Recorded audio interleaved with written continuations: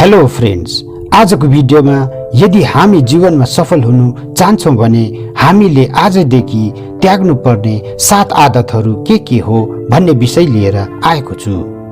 आशा छ कि भिडियोमा भनिएको टिप्सहरूले तपाईको जीवनमा सकारात्मक प्रभाव ल्याउने छ होला। साथै यदि तपाई नयाँ हुनुहुन्छ भने च्यानललाई सब्स्क्राइब गरेर अल नोटिफिकेसन बेललाई पनि अवश्य नै प्रेस गरिदिनु होला। हस्त अब ज्यादा समय नलिई भिडियोलाई अघि बढाउँ।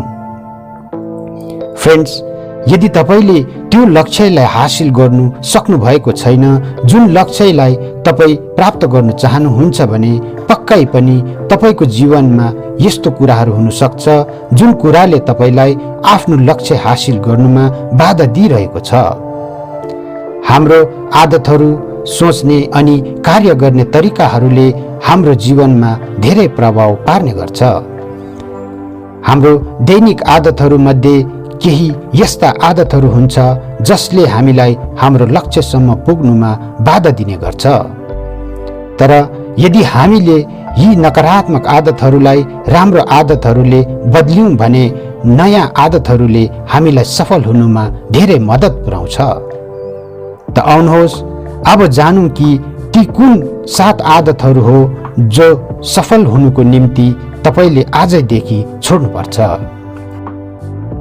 नम्बर 1, बहाना बनाउनु। सफल मानिसहरूले कहिले पनि बहाना बनाउँदैन। उनीहरू बाधाहरूलाई कुल्चिएर सफल हुने मार्ग जसरी भए पनि खोज्ने गर्छ। आफ्नो समस्याहरूको लागि अरूहरूलाई या त स्थितिलाई दोष्याउनु त सरल हुन्छ, तर जब तपाई बहाना गर्नुहुन्छ तपाईले कुनै पनि समस्याको समाधान खोज्नु छाडिदिनुहुन्छ।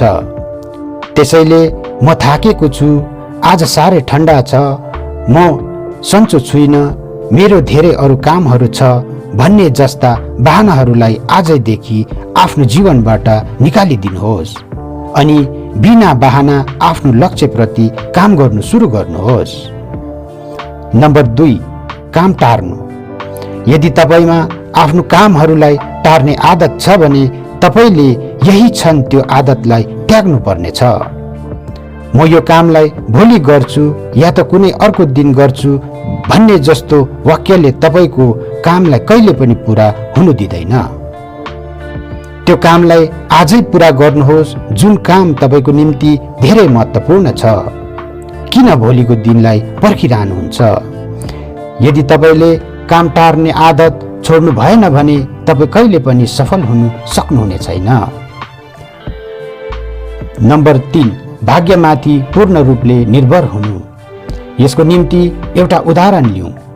यदि तपाई धेरै पैसा कमाउनु चाहनुहुन्छ तर तपाई केही नगरी आरामले बसिरहनु भयो भने तपाईले कहिले पनि धेरै पैसा कमाउन सक्नुहुने छैन। पैसा आफै आफ तपाईकोमा आउने छैन। धेरै पैसा कमाउनुको निम्ति तपाईले मेहनत पनि धेरै गर्नुपर्छ। भाग्यले पनि उसैको साथ दिन्छ जसले मेहनत गर्छ।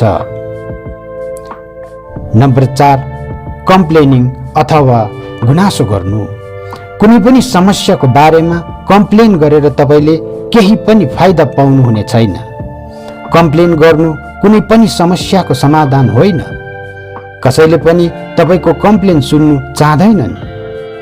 हुन सक्छ तपाईको जीवनमा कोही बेला नराम्रो दिनहरू आउँदो होला अनि तपाईले यस विषयमा आफ्नो मित्रहरू, परिवार, सहकर्मी या त आफ्नो जीवनसाथीसँग बात गर्नु पर्नु पनि सक्छ।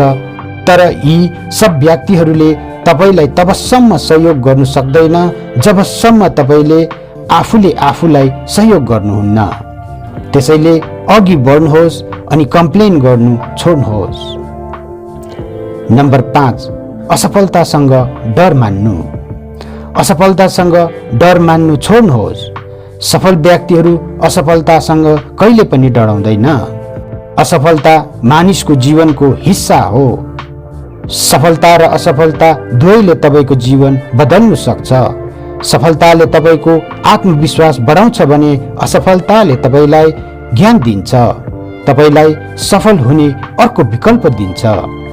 जुन तरिका अपनाएर तपाई असफल हुनुभयो त्यो तरिकालाई छोडेर अर्को नयाँ तरिकाले फेरि सुरु गर्नुहोस्।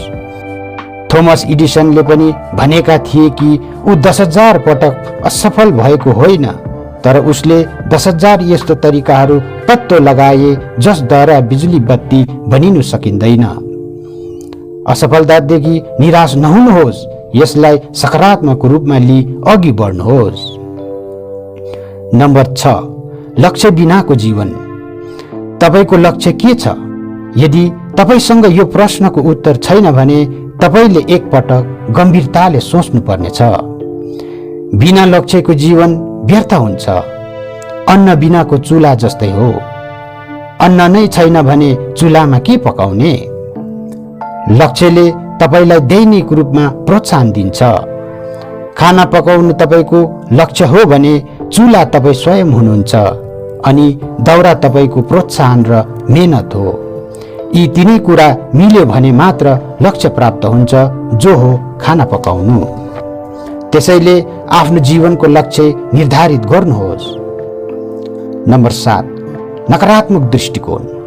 यदि कुनै पनि कुरालाई नकारात्मक दृष्टिले हेर्ने तपाईको आदत छ भने तपाईले त्यो आदत छोड्नुपर्छ। संसारमा हर चीजको नकारात्मक साथै सकारात्मक दुवै गुण हुन्छ। नकारात्मक गुणलाई नजरअन्दाज गरी प्रत्येक चीजको सकारात्मक गुणलाई हेर्नुहोस्। खराब भन्दा खराब स्थितिमा पनि सधैँ थोरै भए पनि आशाको किरण चम्किरहेकै हुन्छ। त्यसैले सधैँ आशावादी बन्नुहोस्।